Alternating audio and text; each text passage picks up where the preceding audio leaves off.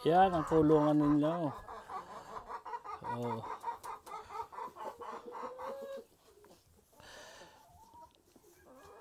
Nakakulong na sila. Ayan oh. Ito sila mangingitlog sa box na yon.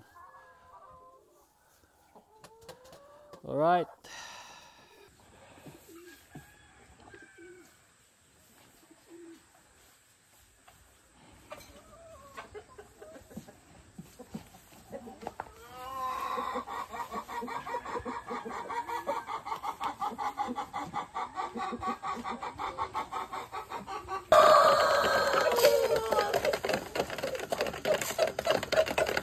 Doon sa kabila.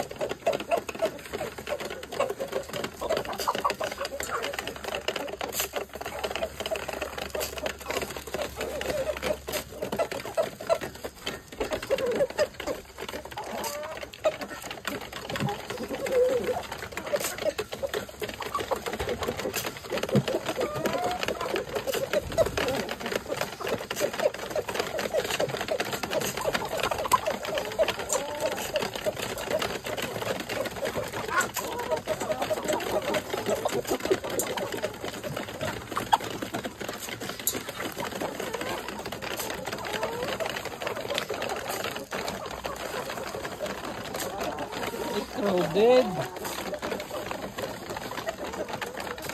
Crowded oh. Mayroong hindi nakakatuka.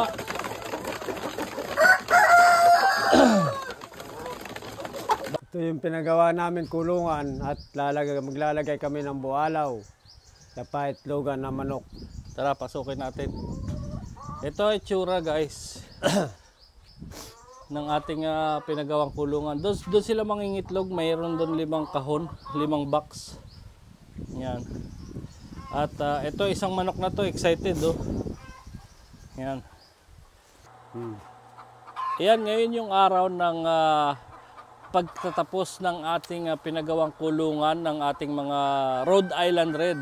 At syempre bumili tayo ng bualaw. Ito yung ipa na ilalagay natin doon sa flooring ng ating pinagawang housing para sa ating Rhode Island chicken. Ngayon tara, samahan nyo ako at bibisitahin natin kung anong itsura ng ating pinagawang kulungan ng mga manok.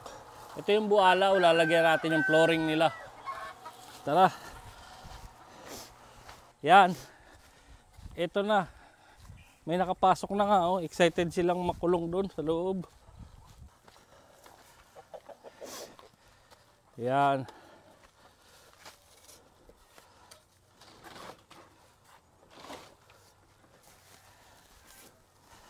So yan.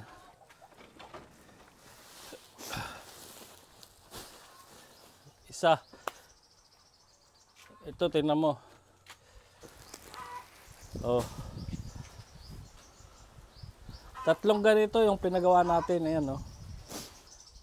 Lalagyan na natin ng bualaw yung flooring para mas maganda yung kanilang tatapakan. Kasi alam nyo ang mga manok, gustong-gusto nila yung meron silang kinakaykay ano. Kaya lalagyan natin ng bualaw para sa kanilang ano. Tatanggalin muna natin yung mga yan, lalagyan na natin ito. Siguro ang capacity nitong ganito ay isang sako muna. Kasi titingnan natin kung ano yung magiging resulta. Yan. Bali, yan. Ito, kakalat lang natin siya ng ganito. Kakalat natin siya. At hahayaan na natin yung mga manok ang magkaykay niyan. Ito ay yung prevention din ito ng mabahong manukan, ano? Prevention para mapiprevent yung mabahong ipot at saka para hindi lalangawin. Yan. So yan, ganyan. Mamaya lalagyan natin siya, siguro kasya dito ang 30 heads na manok. Ang gagawin nating practice dito ay siguro mga 1 month, ay hindi 1 month, siguro mga 1 week. 1 week bago tayo palit ng bualaw. Ito ay wawalisin lang yan, papalahin at isasako ulit para para mapalitan ng bago.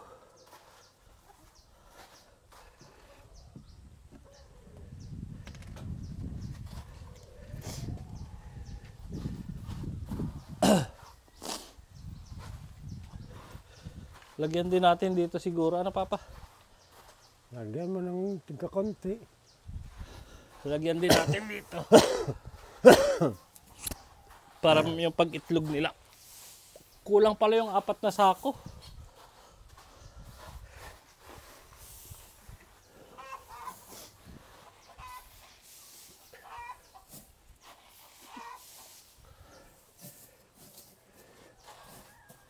Yan.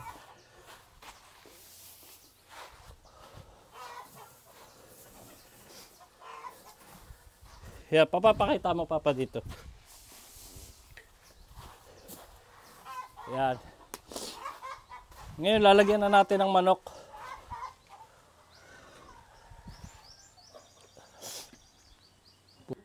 Yan, may nailagay na tayo isa. Kukuha pa tayo.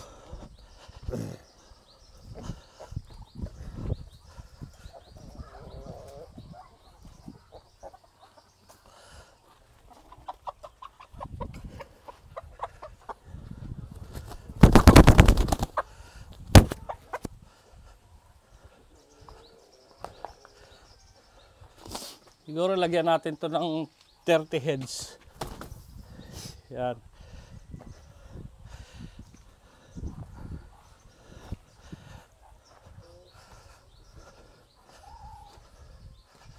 Oh. 3. Itong malaki. Oh. 4.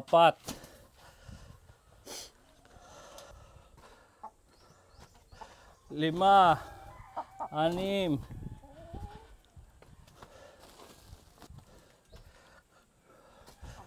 Pag ano, Papa? Yan. Ito ang ating pang ilan? Pang 7. Pang 7. 1, 2, 3, 4, 7.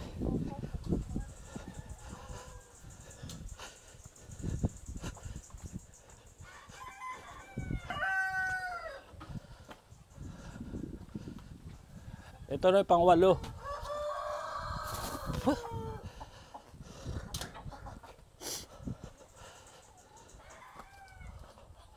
Lagyan natin ng isang tandang.